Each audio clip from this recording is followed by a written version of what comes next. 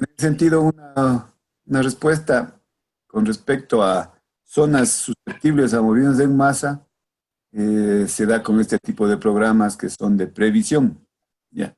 Ayer hemos visto que en los volcanes que habíamos hecho las modelaciones, una parte principal era obtener los de acumulación.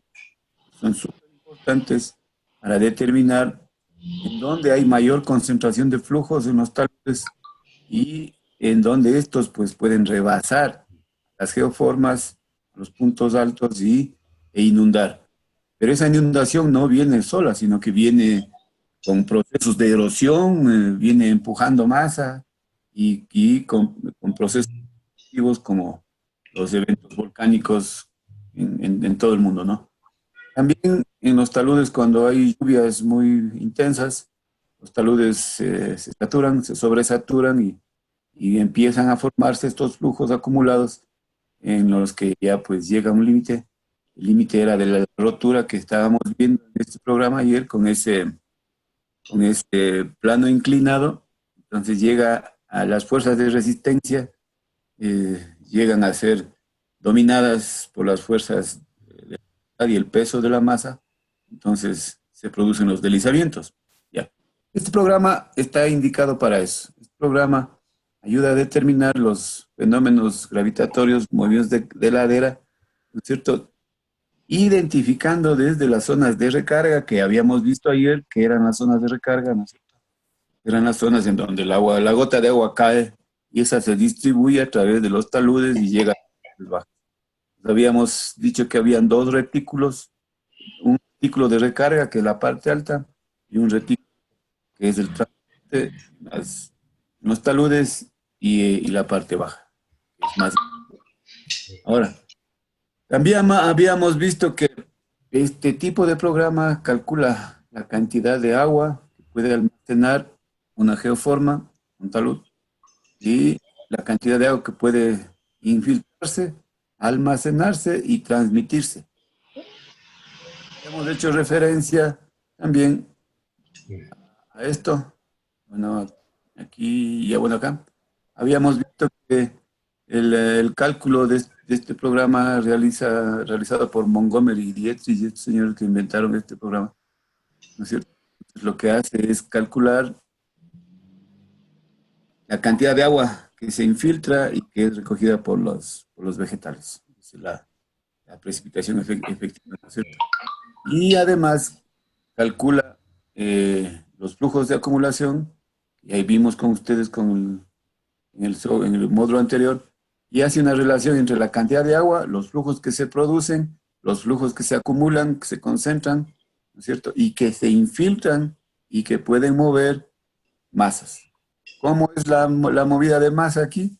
Es que existe siempre una parte superficial, Z, que es espesor sobre el que está eh, en un plano de deslizamiento, que generalmente son las arcillas. Entonces, la lluvia satura eso y sobresatura, llega a las arcillas, entonces estas arcillas se mueven. También pueden haber pues planos directamente entre el suelo y la roca, o pueden haber planos en rocas metamórficas, cristos grafitosos, sericíticos o ceríticos, que se componen como planos de falla, con planos como que están tablas puestas a cebo, ¿no?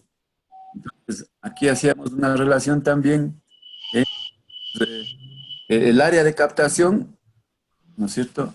Entre también la acumulación de flujo y también los valores geológicos de los suelos. En este caso, hablábamos de la densidad, el ángulo de fricción, de rompimiento de las partículas del material, la conductividad hidráulica, la cohesión y la profundidad hacia el plano de corte, que quiere decir la profundidad hacia los planos de falla. Eso es lo que calcula y tiene en cuenta este modelo. Aquí hacíamos una relación entre el peso propio y las fuerzas de fricción. Pues la relación entre las fuerzas de fricción que están arriba y los pesos propios de abajo, ahí habíamos calculado y habíamos definido que eso da como respuesta a un factor de seguridad. ¿En función de quién?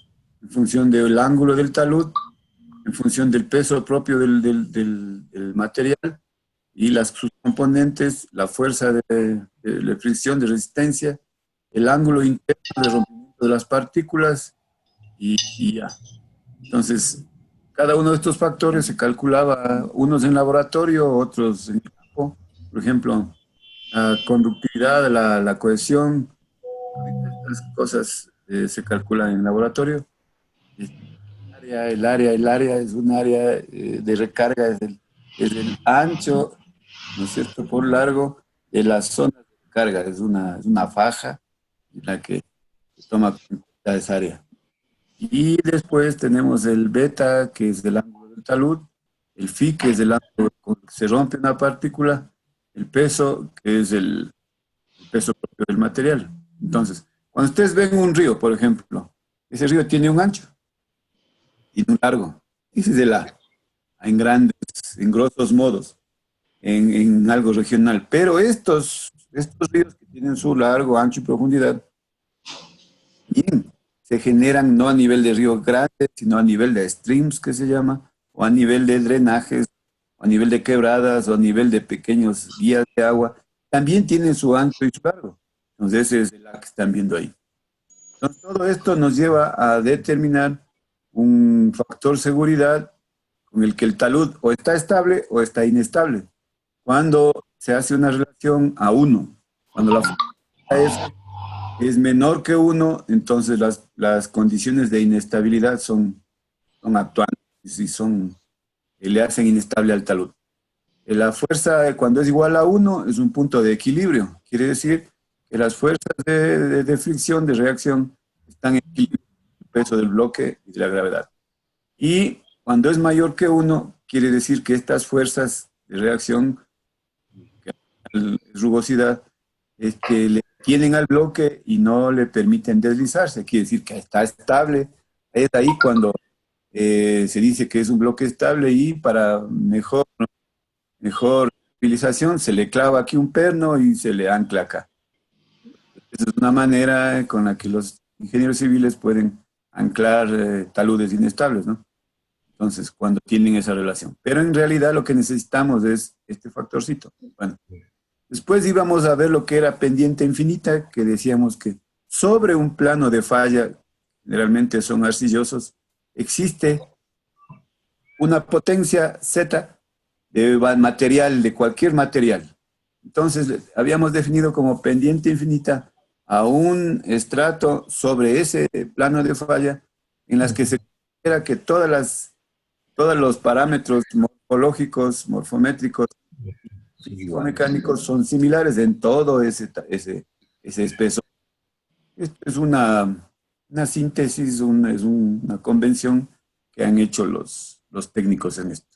Entonces aquí ustedes están viendo las fuerzas cortantes, las de corte, el peso, los ángulos, la fuerza de corte acá, las tensiones y todo lo que entra dentro en este diagrama para conseguir el factor seguridad, un poquito más adentro, ¿no? Esto es normal, las componentes, saben que una fuerza tiene varias componentes, entonces a las fuerzas se les descompone con sus componentes tanto en X y en Y. Bueno, a la final tenemos esto que es la fórmula de Gauss, de Moore-Coulomb, esta en la que dice, habíamos llegado a esto en el que la relación entre H y Z quiere decir la relación, ¿qué era H? Diga, la altura H es la altura del nivel freático, que generalmente son los límites entre las arcillas saturadas y el espesor estéril de arriba. Y Z, que es el espesor mismo del estéril. Entonces H es una altura del nivel freático y Z es la altura del espesor. Y esto se relacionaba directamente a la densidad del agua del suelo y a la densidad del agua normal, y esta relación de 1 menos la tangente del ángulo natural de inclinación y la tangente del ángulo de rompimiento de las partículas. ¿Cierto? Luego veíamos que Ya. Luego veíamos aquí algunas partes en las que habíamos dicho que el ángulo crítico, generalmente un ángulo crítico para que se mueva todo lo que está arriba es cuando el talud natural tiene 60 grados. Hasta 45 grados existe un punto de equilibrio y ahí hasta los 60 es cuasi estable y pasado los 60 es inestable todo. Entonces aquí hacía una relación entre la densidad del suelo y la del agua, ¿no es cierto? Entonces la fórmula era fundamental para obtener también, luego vamos a ver, el QT. Estaba directamente relacionado entre al H, esta fórmula, ¿no? Habíamos visto que hay tablas en las que indican ya los factores eh, físico-mecánicos de los suelos, por ejemplo, en las arenas tenemos que el ángulo de fricción, arena suelta, es menor a 30 grados. Es decir, con 28, 27 se rompe un bloque de arena, se rompe la parte de arena. Arena suelta, media, densa, muy compleja, 38 grados. Las arcillas generalmente a 25, los limos de 15 a 20, los granitos de 40 a 45 y las rocas metamórficas un poquito más con un límite de rompimiento. Pero el granito, por ejemplo, se rompe a 45 grados, que es un límite bueno. Ya el granito es fuerte. Y la densidad del suelo, ¿no es cierto? Los suelos arenosos, arcillosos. Entonces, miren esta diferencia de 1600 a 11.000. 11.000. ¿Qué mal está? ¿Qué número está mal? Este número está mal, no, no es así. Es 1460 a 1750.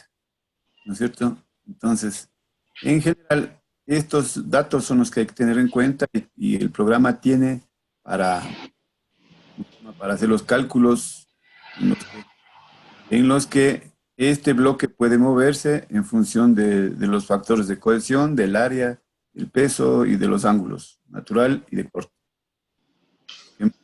Ya. Luego habíamos visto que cuando H sobre Z es negativo, ¿no es cierto? Ese valorcito, este valor que ven aquí, H sobre Z, cuando es negativo, entonces quiere decir que el talud es inestable, ¿sí? Y ahí cuando es mayor que 1, entonces eso da directamente el factor seguridad. ¿Ya? Hacíamos una relación a la ley de Darcy en la que, en la que se obtenía pues una relación de precipitación eficaz que es Q sobre la transmisibilidad por el, el índice de humedad.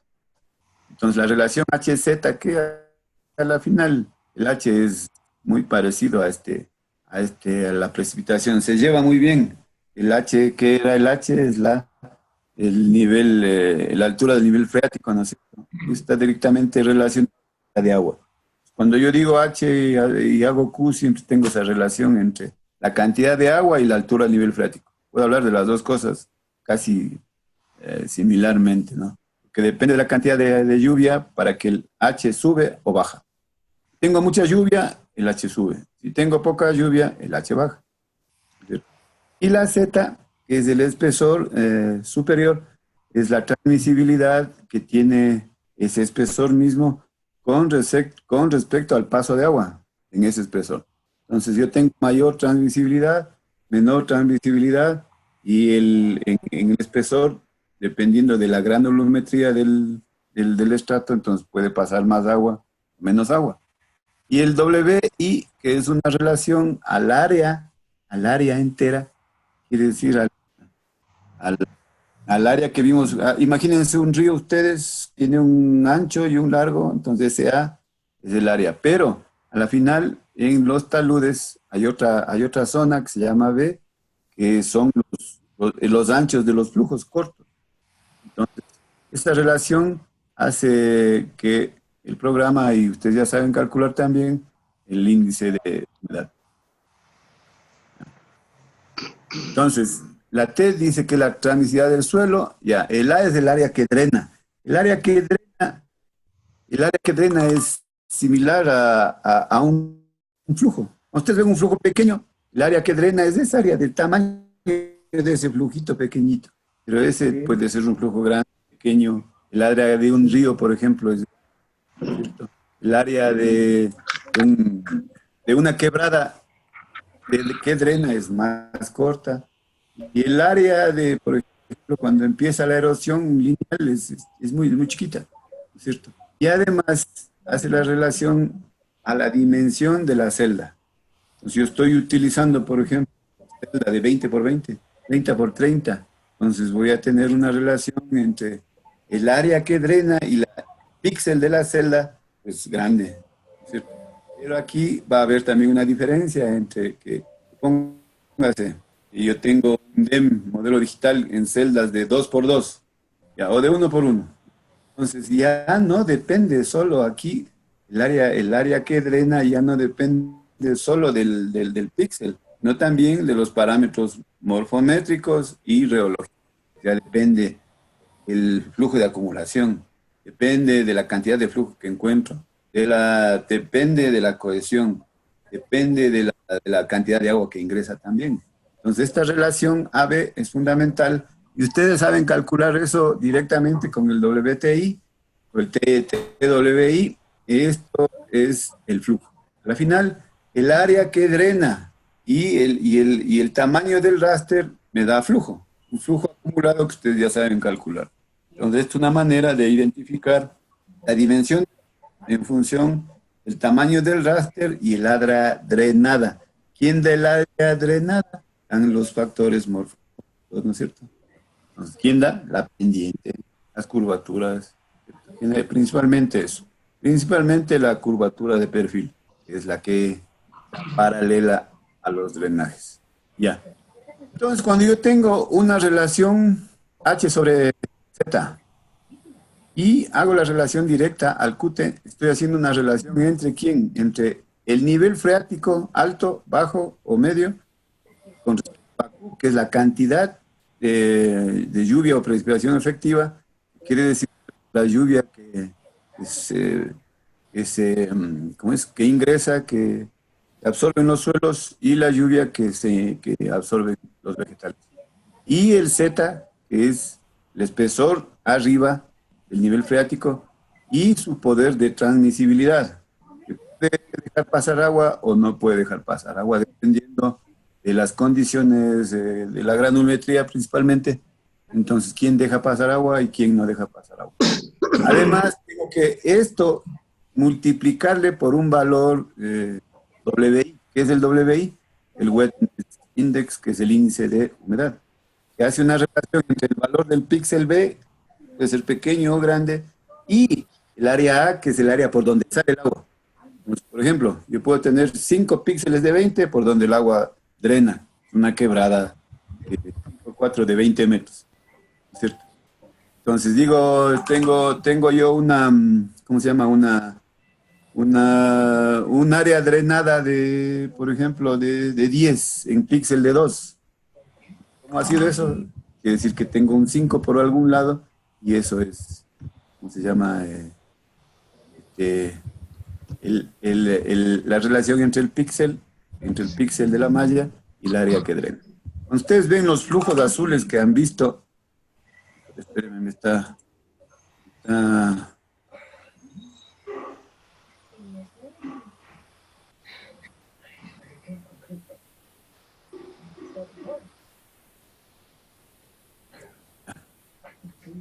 trabajo, ya, yo soy buena gente, les espero el trabajo hasta ahora. No hay problema, yo no les... no, solo si ya quiere perder el año, ya pierde, pero ya no, hasta ahora les espero, vean. ¿Se dan cuenta? Entonces, la relación final es esta. El A sobre B, que es el área drenada, el área por donde drena el agua, ¿cierto? En relación al tamaño del píxel. Ya. Eso es lo que ustedes ya calculan. Y el programa nos da automáticamente ese nuevo flujo de acumulación que en este caso hace unos flujos de acumulación perfectos, mejores que los que hace Saga. ¿Ya? Y también hace la relación entre el QT. El QT es la cantidad de agua que absorbe el suelo y las plantas en relación a lo que transmite. Entonces, piensen ustedes aquí, ¿qué pasa si tengo bastante agua de infiltración y poca transmisibilidad. A ver, Jorge, usted que es ingeniero civil.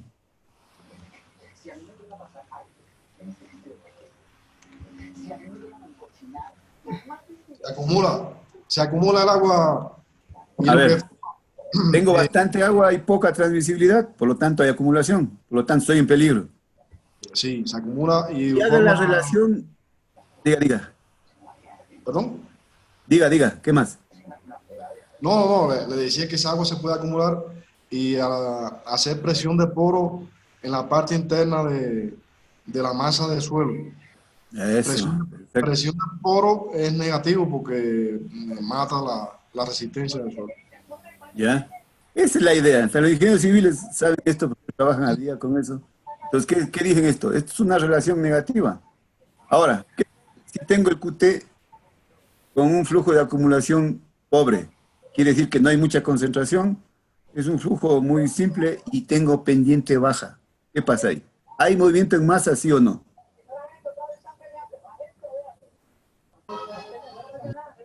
¿Puedes repetir la condición?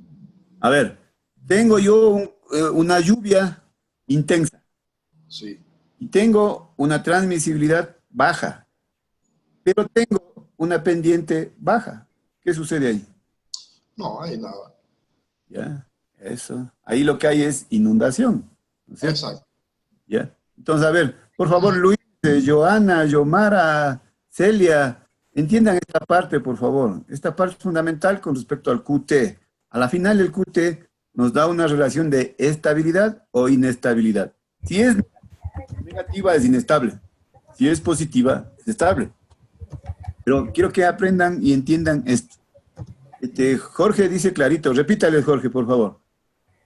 ¿Qué pasa cuando la precipitación efectiva es alta, la transmisibilidad es baja en pendientes bajas? Ya, ahí no se produce movimiento de masa, porque el agua lo que hace es que se va superficialmente, no penetra, y aún si penetrara un poquito, como la pendiente es poca, pues no, la tierra se mantiene estática. Ese es. Joanita, ¿entendió eso? ¿Ya? ¿Sí? Entonces, miren, ahora, hagamos al revés. Tengo ¿ya? Una lluvia muy intensa y la transmisibilidad alta, pero la pendiente es baja. ¿Qué pasa?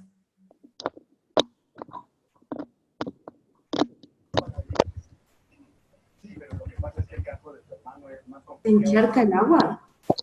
No es lo mismo, estoy preguntando lo mismo que hace un rato. Encharque el agua. Ahora, ¿qué pasa si la precipitación efectiva y la transmisibilidad es alta también? ¿Qué pasa? ¿Cómo?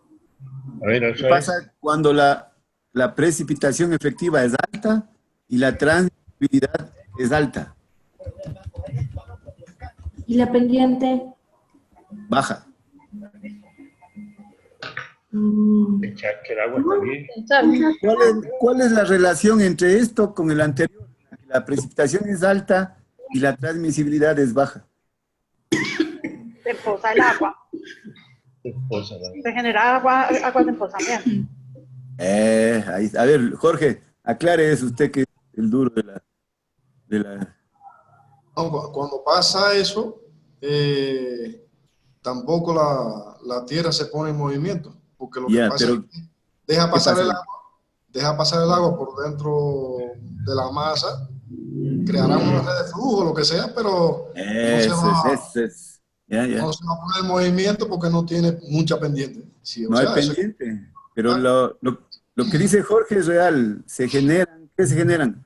Ahí se generan acuíferos, pues ahí es facilito para rellenar acuíferos. Como no hay movimiento, no hay pendiente, entonces lo que hace es rellenarse una parte baja y se hacen los acuíferos, ¿no es cierto? Esa es una manera en la que los acuíferos se recargan. Ahora, ¿qué pasa, Celia, si es que tengo... Luis, no te vayas, Luis, estás ahí. Luis. Sí, ¿qué pasó? Pégate un pito, Luis. A ver, Luis. Mira. ¿Qué pasa si es que tengo bastante agua? bastante transmisibilidad y pendiente de 45 grados. Y eso que se desliza el material. Claro, totalmente. El material se desliza. Ahora que tengo bastante agua, poca transmisibilidad. ¿Qué pasa? ¿Y la pendiente? Y alta pendiente. ¿Cómo es alta transmisibilidad?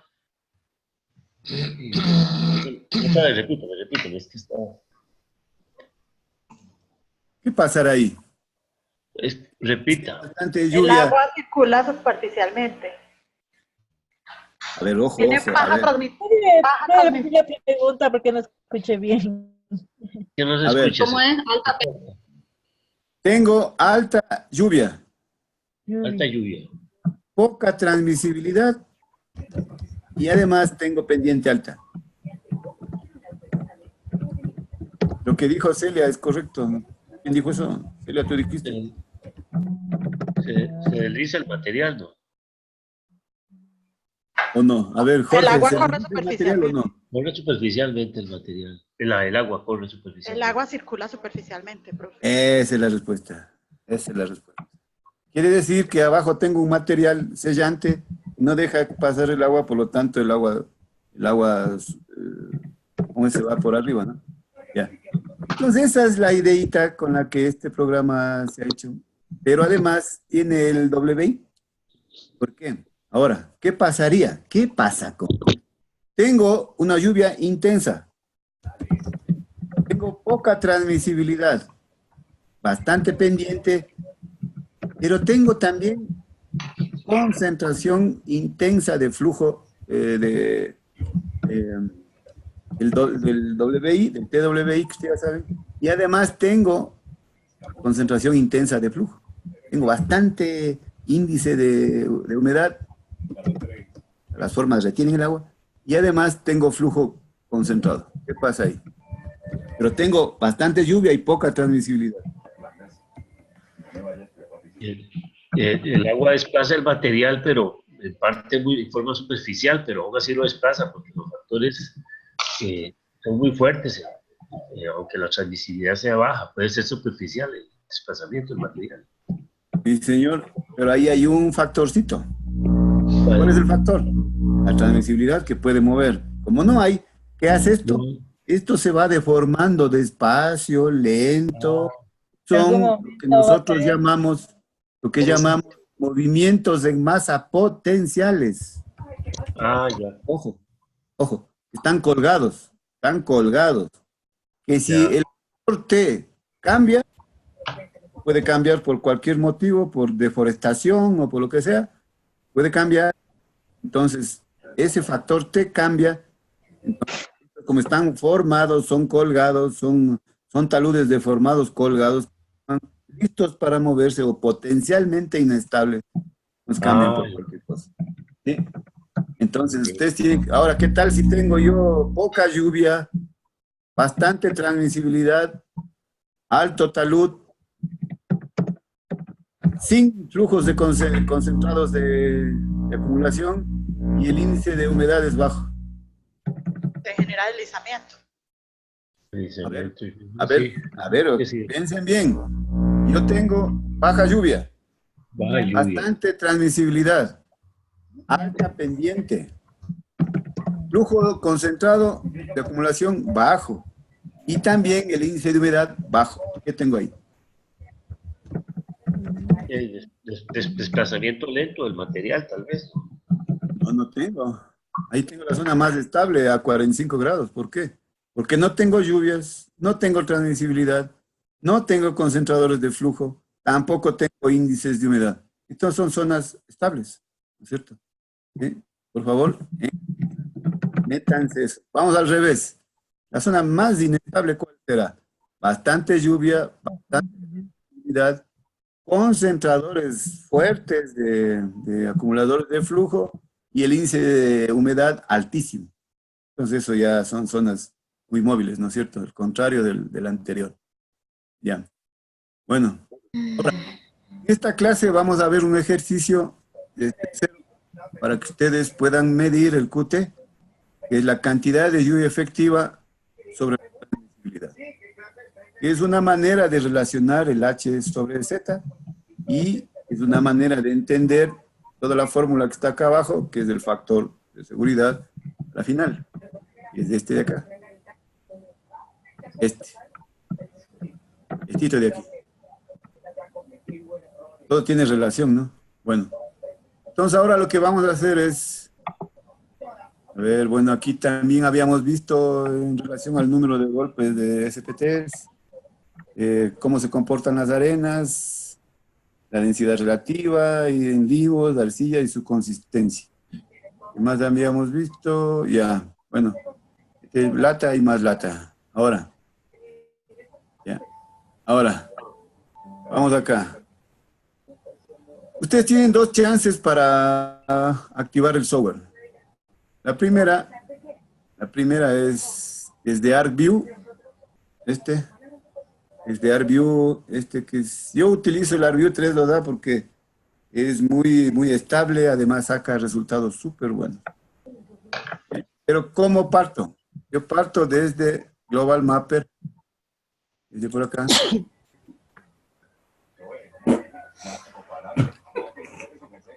¿Tienen alguna pregunta hasta ahí, por favor? No, ¿Está entendido? ¿Sí entienden? quiero pasar el manual. Carlita. Había Carlita. sí, había un movimiento de masa. Cuando dicen los tipos de masa en el movimientos de masa en el manual, había movimientos de masa que no tengo aquí el manual. No sabía qué era el chila. ¿El qué? ¿No sabía qué era qué? Un tipo de movimiento de masa en el manual, donde dicen A los ver. movimientos de masa superficial, y entonces había otro más ¿Dónde está? arriba, a ver, que no tengo aquí abierto, A ver, ¿dónde está? más arribita. Alcancé a leer por parte de las laderas, me parecía. A ver, por aquí. Tipos de movimientos de masa y decía un movimiento de masa que no lo Al entendí. creeping. El creep. Ajá, el Ya. creep, ajá. El creep es lo que se llama la reptación. ¿La? Es un tipo de la reptación, ese es reptación. Los tres de... Pues, usted tiene reptación y tiene solifluxión, ¿no es cierto? Ah, ya. Entonces el uno es como alfombrita, el otro es como desgarrarle. Entonces eso es parte de la erosión inicial antes de que los movimientos de masa se profundicen, ¿cierto? Ah, ya. Usted tiene, bueno, ese es el creep de eso, ¿no? A ver, Gracias. bueno, verán. Tienen aquí ustedes un manual, aquí paso a paso, que está por aquí, ya, que está hecho con un DEM cualquiera, en ese tiempo era de Papayacta. Pero ustedes pueden utilizarle para hacer su propio trabajo. Por ejemplo, aquí miren esta espectacular cosa, ¿no? Bueno, voy a hacer un recorrido rápido de esto que luego voy a hacer ¿cómo se llama? En el río Papayacta, dice eso. Entonces se abre el Tab, que es ArcView, y se le marca esto, tiene que estar el 3D análisis con el espacial. Pero antes deben crear un directorio en C que se llame Tab. ¿Ya? Al crear ese directorio, cuando activan ustedes Tab, les pregunta, ¿está en C crear ese directorio? Sí. Entonces aquí sale la ventana Tab. Desde esta le dan 2 clics, se abre Tab aquí, Tab aquí en la ventanita, y después dicen, bueno, voy a importar un archivo, un ASCII, yo trabajo siempre con los ASCII, y cargo el ASCII, y le llamo, puedo llamarle aquí, ¿no? Aquí en este caso está IMGRD3, puedo ponerle, por ejemplo, del lugar que sea, ¿no? Como yo ya tengo un directorio que se llame, por ejemplo, volcán, lo que sea, pongo DEM 3M, quiere decir DEM de 3 metros, de ese sitio. Entonces no tengo que estar poniendo DEM 3M, volcán, ni sé cuánto, talud, ni sé cuánto. No. Ya tengo un directorio que me indica que es de ahí. Lo único que pongo es, o le dejo como IMG o le dejo como DEM 3M, quiere decir DEM de resolución de 3 metros, ¿no? Entonces esto, generalmente yo coloco ese DEM, coloco ese modelo digital en el directorio C, Tab. Conexión entre el programa y y el archivo de modelo digital sea directo.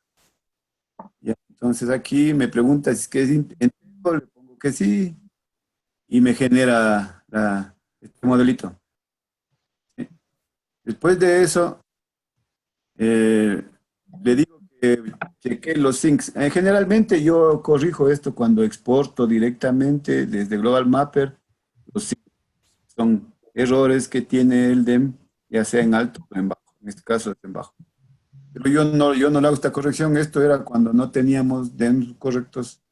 Pues me dice que encontró 216 sifones. Y ya. Luego de hacer eso, le hago que me calcule curvas de nivel en esta opción de Shell especial que ya voy a hacer cada 10 metros generalmente y me calcula las curvas de nivel que están acá. Luego de eso le mando a calcular el área de contribución, que son los flujos acumulados. Una maravilla. Esta opción de buscar los flujos acumulados es la mejor que he encontrado. La mejor de todos los paquetes que he buscado. Y el área de contribución es esto. Esta es la mejor opción, el mejor software que he encontrado, como les digo, para buscar los flujos de acumulación. Entonces, cuando nos referíamos nosotros al valor AB, es el valor, el ancho de salida que tiene este flujo azul con respecto al píxel de resolución. Entonces, aquí ustedes están viendo toda la parte que se mueve en función de quebradas, de streams, de drenajes, de pequeñas, ¿cómo se llama? Quebraditas y quebradillas y todo eso. Luego voy a calcular la pendiente, y al final me va a calcular el QT. ¿Qué era el QT? El QT era la lluvia efectiva sobre la transmisibilidad. ¿Sí? Y me va a preguntar, oye, cuando se saltó, ahí tenía que preguntarme algo del material. Tenía que preguntar principalmente el ángulo de fricción y la densidad. En esas dos partecitas no le ha sacado, pero ya voy a hacer. Bueno, ahora, como a veces tenemos áreas gigantes, muy grandes, entonces lo importante aquí sería, por ejemplo, voy a abrirle como estábamos siendo consecuentes, voy a abrirle al volcán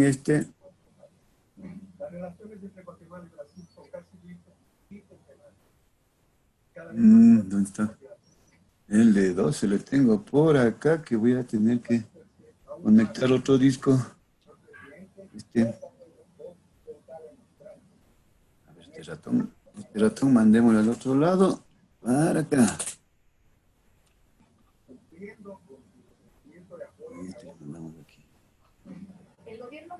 Ya. Yo voy a sacar, ustedes pueden sacar ya directamente el volcán de ustedes. Entonces, ¿pueden abrir Global Mapper, por favor?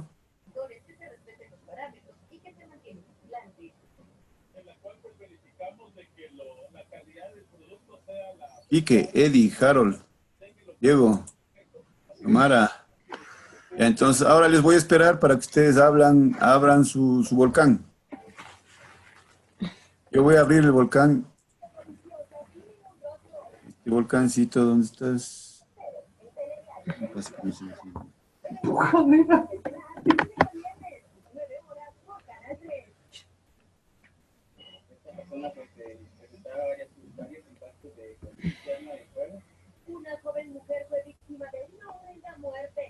Una joven mujer fue víctima de ni sé qué, dice ahí.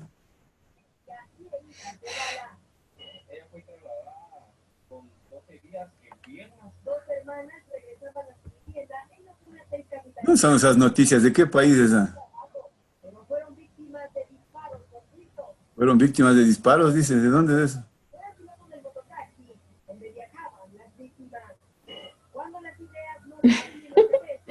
Yo creo que es mío.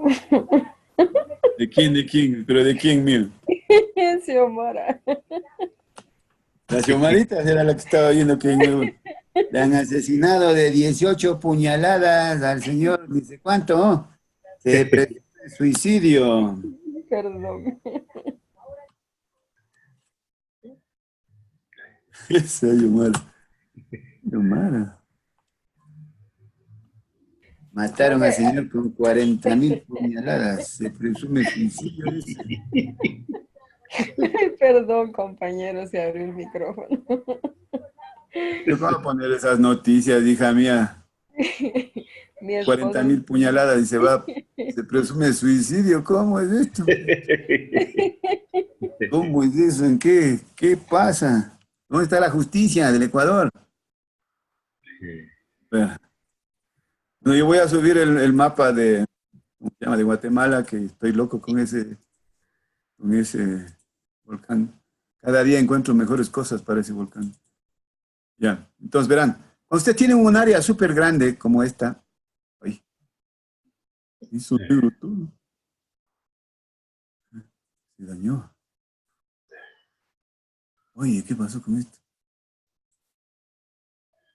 Ya le he dañado al paquete. Voy a terminar de grabar un ratito esto para... Ahí, estoy haciendo.